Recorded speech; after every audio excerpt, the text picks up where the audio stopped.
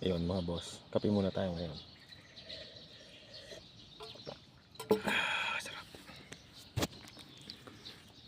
Guys,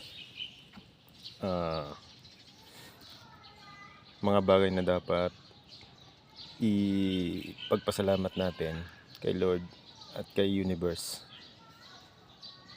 Una sa lahat, buhay tayo ngayon. And then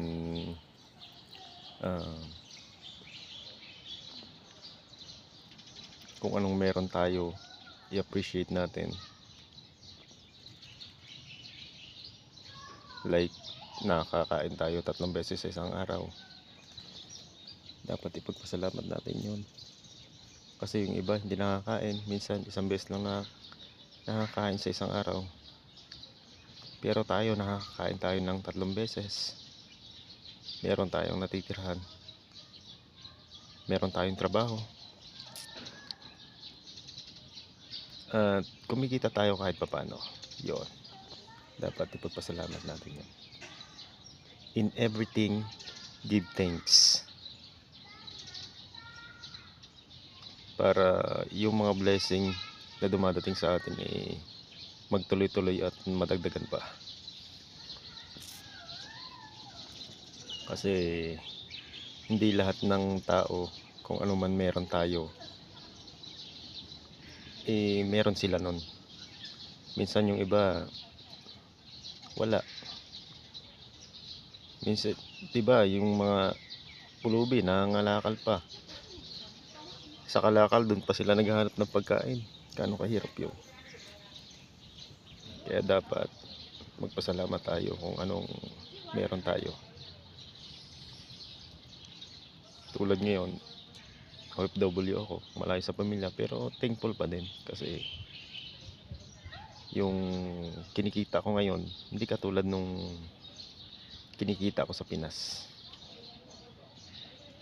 Yung monthly ko doon halos nagdicer ako 7,000 per month. Pero dito kahit papaano pagpadala tayo sa pamilya natin ang 25,000.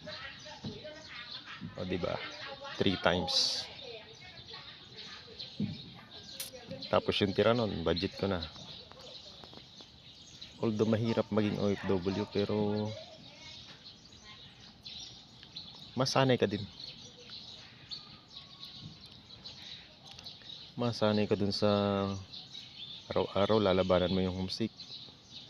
Araw-araw papasok ka sa trabaho na mabigat yung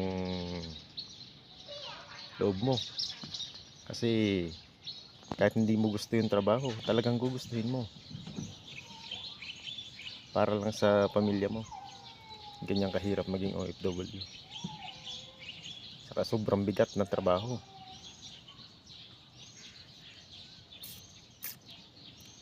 Babantayan ka pa ng amo, dapat bilisan mo yung paggawa mo.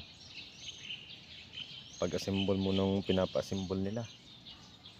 Grabe, pero kaya naman. Basta tiwala lang sa Diyos na maabot natin yung mga pangarap natin para sa pamilya natin.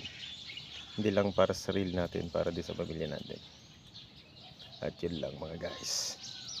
Ingat lagi, God bless. Thank you.